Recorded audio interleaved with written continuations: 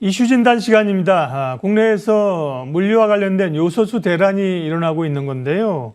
그게 뭐 유가가 오르는 것처럼 그런 게 아니라 사실은 또 중국이 이 요소를 쥐고 있고 수출 규제 여기서부터 문제가 발생했기 때문에요.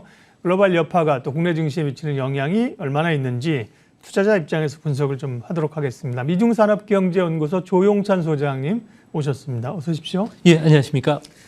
사실 뭐 가솔린 차량을 타시는 분들은 요소수를 안 넣기 때문에 잘 모를 텐데 이 요소 혹은 요소수라는 게 근데 중국이 다 독차지하고 있습니까? 거기서 이제 물량이 막혀버리니까 지금 문제가 생기고 있는 건데요. 현황이 어떻길래요? 네, 중국은 전체 요소와 관련된 생산량은 세계 점유율이 30% 정도 되고요. 예. 매년 500만 톤이니까 전 세계 시장 점유율의 44%를 수출합니다. 우리나라 같은 경우에는 중국으로부터 80만 톤을 수입을 해서 이 중에 10%는 자동차라든지 산업용으로 쓰게 되고요. 거의 90%는 대부분 비료용으로 쓰게 됩니다. 이제 문제는 여기서 발단이 됐는데요. 시 주석이 국가정책 1순위로 추진하고 있는 탈탄소화 정책, 중국에서는 3060 목표라고 제가 말씀을 드렸는데요. 전력 사용을 많이 한다든지 온실가스 배출이 많은 업종을 골라서 생산 공장과 관련해서 아무래도 감축 요구를 하고 있습니다. 그게 바로 철강, 시멘트, 석탄, 화학, 비료 생산 공정이 되다 보니까 요소도 여기에 해당이 된다는 겁니다. 이 때문에 요소와 관련된 가동률이 67%로 뚝 떨어졌고요. 하루의 생산량 같은 경우에는 15만 톤 이하로 지금 떨어져 있습니다. 기업들의 재고도 현재 40만 톤 정도에 불과한데요. 문제는 중국은 현재 겨울 농사를 위해서 비료 투입이 급속도로 증가되는 시기인데 요소 생산이 상당히 부족하다는 겁니다. 이 때문에 해외 수출을 지금 중국 정부가 지금 막은 거고요. 또 중국 같은 경우에는 그 미국산 옥수수를 비롯해서 농산물과 관련된 수입이 급증하기 때문에 식량 안보 차원에서 이번 사태를 접근한다는 점에서 우리가 어느 정도 외교력을 발휘해서 협상을 하기에는 여전히 한계점이 있지 않나 보여집니다. 예, 중국의 탈탄소 정책, 환경 규제 그 여파가 지금 나오고 있는 건데요. 근데 국내에서는 요소를 예전에 생산했었는데 지금은 생산 안 한다. 채산성이 안 맞아서 그런 건가요? 네, 그렇습니다. 네. 우리나라 같은 경우는 1967년부터 그 한국 비료에서 아시아 최대 규모의 요소 생산 공장을 갖고서 2021년까지 생산했고요. 남해화학도 2015년 전후까지 생산했다가 현재는 지금 중단되어 있는 상태입니다. 아무래도 중국 같은 경우에는 요소 생산에 싼 석탄을 이용해서 생산을 해왔고요. 러시아라든지 유럽 그리고 미국 같은 경우에는 천연가스에서 생산하기 때문에 우리나라 같은 경우에는 석유화학의 그 나프타의 비싼 원료를 가지고 만들었다는 측면에서는 시장 경쟁력이 약할 수밖에 없기 때문에 현재 생산하는 기업이 없다고 합니다. 네. 그럼 중국의 규제가 어떻게 되길래 이렇게 나오는 물량이 이제 막혀버린 건가요? 직접 뭐 중국 업체로 해외 짓고 이런 것도 지금 할 수가 없는 상황이라고 하던데요? 네, 그렇습니다. 우리나라 같은 경우에는 하루에 그 6천에서 7천만 톤 정도를 7천 톤 정도로 예. 사용하게 되는데요. 화물차 같은 경우는 200만 대가 이를 사용한다고 합니다. 특히 화물 차량 같은 경우에는 300kg당 그 한 통에 그 10리터짜리가 필요한데요. 덤프 트럭 같은 경우에는 일주일에 두세 통 정도, 그리고 레미콘 같은 경우는 한 통 정도가 필요하다고 합니다. 중국 안에서도 요소수 물량이 부족하기 때문에 해외 직구로 수입하는 물동량을 아예 차단시켰고요. 또한 구매 대행을 통해서 중국 내에서 매집하는 활동과 관련해서도 한 사람당 3통까지 자제를 하고 있다고 합니다. 물론 해외 선박으로 실어 나르는 것도 금지가 됐기 때문에 앞으로 중국에서 비료 가격이 안정되든지 적정 재고量확보될 때까지는 요소나 요소 수출은 제한될 것으로 보여집니다. 네, 디젤차나 산업기계의 환경물질을 억제하기 위한 용도도 있지만 요소 비료를 만드는 데로 들어가니까 그래서 요즘 이제 비료 관련주들도 움직이는 거군요. 근데 중국이 요소수 수출 제한 조치를 취한 게 지난달 15일이라면서요. 그러면 네, 사실은 벌써 한 달가량이 됐는데 이게 국내에서 문제가 막 불거진 거는 한 최근 2주 이렇게 된 것 같습니다. 그동안 그러면 그 관련 업계나 정부에서는 이 부분을 잘 체크를 못했던 걸까요? 그렇지는 않습니다. 네. 10월 11일 날 그 중국은 우리 정부에게 네. 요소 수출 금지를 통보를 했고 15일부터 실시가 됐었는데요. 네. 문제는 베이징에 있는 우리나라 그 대사관에서 통상적인 절차라고 오해를 하면서 경고등을 켜지를 않았고요. 산업계뿐만 아니라 화물차 운전자들이 요소 문제가 불거질 수 있다고 3주 전부터 경고를 해오면서 산업부에 이야기를 했는데 산업부 같은 경우에도 국정감사 기간이라고 해서 이 문제를 외면했다고 합니다.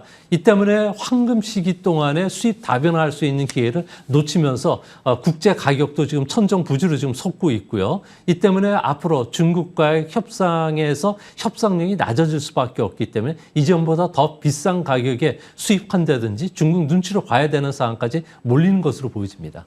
그런데 이 요소수 수출 제한 조치가 꼭 한국에만 취해진 건 아닐 거란 말입니다. 중국도 한국을 겨냥한 조치는 아니라고 했는데 그러면 우리나라 말고도 다른 나라들도 그런 영향권에 들어가 있나요? 네, 그렇습니다. 다른 나라까지도 수출 금지가 되고 있는데요. 문제는 우리보다 디젤차를 많이 갖고 있는 유로존 같은 경우에는 디젤 보급과 함께 요소수라든지 그 암모니아 그리고 요소와 관련된 공급망을 이미 확보를 했기 때문에 가격은 오르더라도 우리 같이 물류 대란으로 이어지지 않을 것으로 보여지고요. 일본 같은 경우에는 산업 구조가 우리랑 같지만 일본은 보조금을 주면서 자국 내에서 요소수를 90% 정도 생산을 하고 있고요. 또 우방국에 국한돼서 10% 정도 수입을 하고 있다고 합니다. 중국은 미국에 대해서 규제를 조치를 하고 있지만 미국 같은 경우에는 자체 생산이 가능한 나라이기 때문에 미국에는 그런 타격이 없는 그런 모습입니다. 네. 근데 이게 결국은 기사가 이제 좀 확산돼서 나오는데요. 요소수뿐만 아니라 2차 전지 소재도 중국이 막으면서 사실 한국은 답이 없다 이러면서 지난번에 일본에서 우리가 이제 소재 수입이 어려웠었잖아요. 그런 쪽으로 전반적인 한중 간의 갈등 혹은 이제 미중 간의 무역 전쟁 이런 걸로 이제 번지지 않을까 우려도 됩니다. 네, 중국 같은 경우는 석유 화학 제품뿐만 아니라 원자재와 관련돼서 오염 배출도 많고요. 또 열 에너지 소비가 많기 때문에 공장 가동을 줄이라고 시진핑 국가 주석의 지침에 의해서 강력하게 추진을 하고 있는데요. 이 때문에 중국은 세계 최대의 마그네슘 생산국입니다. 시장 점유율이 무려 87%나 되고 있고요. 히토류는 80%, 알루미늄 같은 경우는 세계 최대 생산국입니다. 이러다 보니까 자동차 차체라든지 시트 프레임에 필수 소재로 들어가는 마그네슘 주계 같은 경우에는 우리나라는 전적으로 중국에 의존하고 있다는 겁니다. 또 반도체 제조에 쓰는 산화 텅스텐 같은 경우도 95%를 중국에 의존하고 있고요. 전자제품 경량화의 필수 제품이죠. 네오디듐 같은 경우에도 86%. 2차 전지의 그 소재인 수소나 리튬 같은 경우는 3% 정도 되는데요. 우리가 중국산 수입품 중에서 중국산이 차지하는 비중이 전체 수입의 80% 이상 차지하는 게 1,850개 품목이라고 합니다. 네. 자동차 같은 경우에는 아무래도 3만 개 부품이라든지 그리고 융합 제품이 쓰이는데 이 중에 하나라도 중국에서 수입 과 관련된 차질이 빚어진다면 우리 경제에도 영향을 미치기 때문에 이거와 관련해서 면밀하게 검토가 필요하지 않나 보여집니다. 네, 우리는 주로 이제 원자재를 사다가 가공해서 수출하는 그런 구조인데 지금 말씀하신 것처럼 수입 의존도가 대외적으로 상당히 높고 그게 이제 또 중국에 쏠려 있다고 하는 그런 문제인데요. 정책적으로 이제 사실은 일본의 포토레지스트나 이런 것도 우리가 기술이 안 돼서 사실 못했는데 국산화를 했고 지금 요소나 이런 건 사실 최선성이 안 맞아서 안 한 건데 문제가 생길 수도 있겠습니다. 그럼 정부는 일단 요소수 관련해서요. 최근에 정부도 발빠르게 움직이고 있는데요. 좀 진정이 될까요? 네, 문제는 현재 우리나라 정부가 사재기 단속을 통해서 700만 톤의 그 요소수를 만들 수 있는 물량을 확보를 했고요. 네. 또 호주랑 베트남으로 통해서 물량을 좀 확보를 하게 했지만 이 물량은 기껏해야 7일에서 9일 정도 물량밖에 되지를 않습니다. 앞으로가 또 문제가 되는데요. 이 때문에 우리나라 정부 같은 경우에는 매연 절감 장치죠. SCR과 관련해서 의무 장치를 한시적으로 해제하는 안을 좀 만지작거리고 있는데 환경부가 아무래도 환경과 관련된 보존법을 어겼을 경우에는 1년 이하 징역 또는 1,000만 원 이하의 벌금을 부과하고 있기 때문에 이 문제를 해결해야 된다는 겁니다.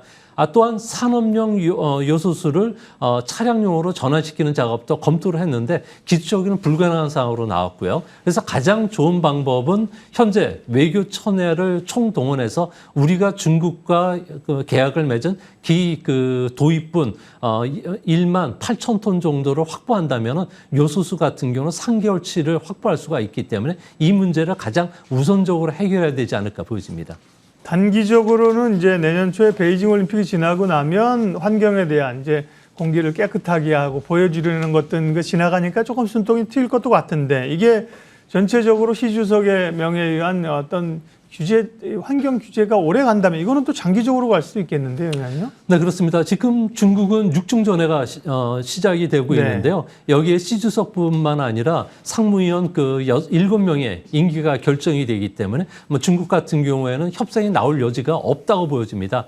이 때문에 베이징 올림픽 때까지는 중국이 규제 조치를 이어갈 것으로 보여지고요. 더 한 가지는 중국이 식량 안전과 관련된 문제를 상당히 중시하고 있다는 점에서 요소 수출도 장기적으로 수입 물동량이 크게 줄지 않을까 보여집니다. 네, 오늘 이슈 진단은 중국발 수출 물류 대란이 일고 있는 요소수 관련된 얘기, 또 우리 산업 구조에 관한 얘기 나눴습니다. 미중산업경제연구소 조용찬 소장님 함께했습니다. 고맙습니다. 네, 감사합니다.